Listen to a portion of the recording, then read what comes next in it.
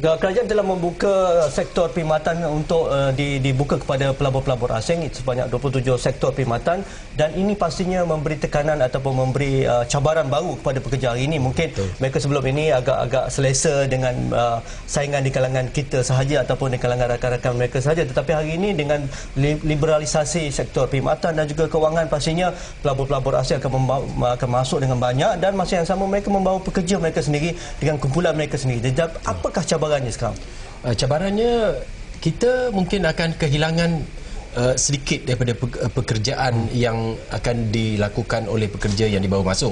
Tetapi dalam itu ada juga opportunity-nya. Di sini peluangnya ialah bagi kita untuk mempelajari daripada pekerja-pekerja yang masuk ini. Pada suatu masa saya ada membawa masuk pekerja-pekerja K workers ini daripada India, ICT, dari ICT. Jadi mereka sampai ke sini bukannya pandai tara mana lebih daripada graduan yang kita ada, tetapi dia punya penguasaan bahasa Inggeris lebih baik, dan dia mahu belajar. Jadi bila kita cuba nak membuat satu program dalam Java misalnya, mereka tak tahu, tapi terus-terus dia rela untuk belajar. Jadi ini saya dapati graduan-graduan kita di sini kurang sikit pasal dia kata, oh saya tak pandai dalam Java, saya tak mau masuk. Rasa rendah diri sangat. Dan zaman hari ini informasi di hujung jari, kalau saya klik Google ni semua dapat tu. Saya ingat keselesaan. Pasal apa yang kita boleh lakukan untuk middle class ada kita, quantum leap atau anjakan baru kepada anak-anak muda kita ni, pekerja-pekerja kita ni? Apa cara yang terbaik, Dr. Encik? Saya dapati itulah sebabnya mengapa mereka tidak keluar negara.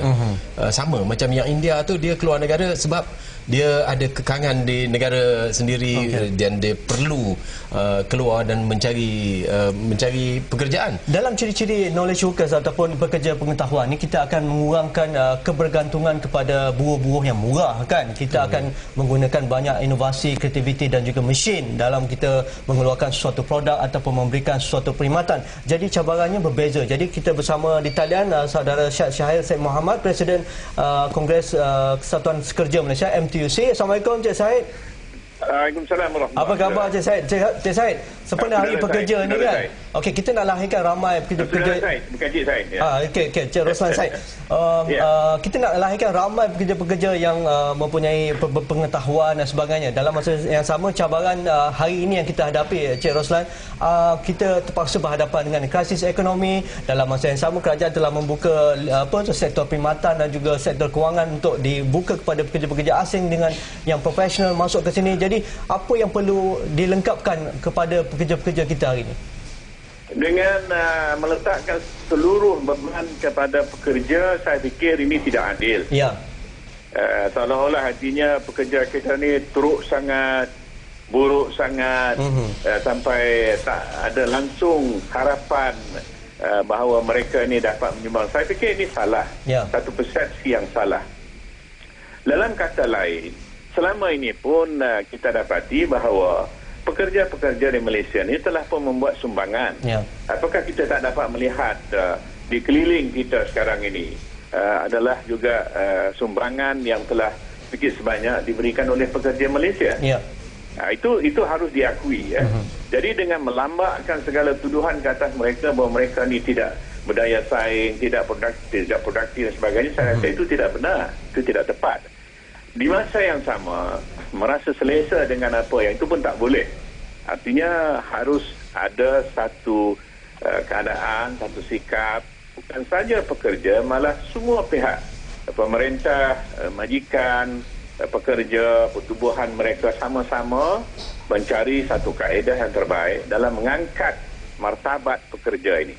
Itu penting. Okey, apa yang boleh kita wujudkan suatu kondisi di mana pekerja boleh mendapat pekerjaan dengan bagus dan masa yang sama boleh meningkatkan kualiti pekerjaan mereka, dan majikan boleh memberi bantuan, balik pada soal tadi. Artinya pekerjaan apa yang kita maksudkan? Kalau misalnya kita lihat dalam industri-industri tertentu, kita melakukan kerja yang sudah pun tak dilakukan oleh negeri-negeri lain. Sebagai contoh misalnya, ambil dalam bidang pembuatan, dalam sektor pembuatan barangan elektronik misalnya, dalam sektor pembuatan barangan elektrik misalnya, dalam sektor pembuatan barangan otomotif misalnya. Artinya negeri-negeri lain sudah pun beranjak jauh meninggalkan kita. Kita sebenarnya seangkatan dengan negeri-negeri seperti Korea, seperti Singapura, seperti Taiwan, seperti Hong Kong. Lihat di mana mereka dan di mana kita. Itu harus kita lihat secara jujur ya. Jadi maknanya menyalahkan pekerja saya rasa tak betul. Jadi artinya hal ini ada kaitannya dengan soal polisi, soal dasar, soal kebijakan yang dibuat oleh pemerintah. Apakah bentuk pertumbuhan ekonomi ataupun perkembangan ekonomi ataupun dasar perindustrian yang kita mahu? Apakah kita masih berterusan begini? Dasar misalnya balik kepada soal assembly plan nantinya, ataupun low end process of production misalnya. Hal-hal ini harus ditanya. Jadi kalau kita mau beranjak, mau mengangkat martabat pekerja ke arah yang lebih baik, harus ada penyediaan ke arah itu.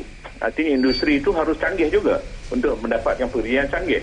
Sebenarnya pekerja kita senang dibentuk. Pekerja kita ini senang diberi kemahiran misalnya. Tetapi kalau misalnya ruang dan peluang tidak diberikan, saya fikir mereka juga tak berupaya untuk melakukannya.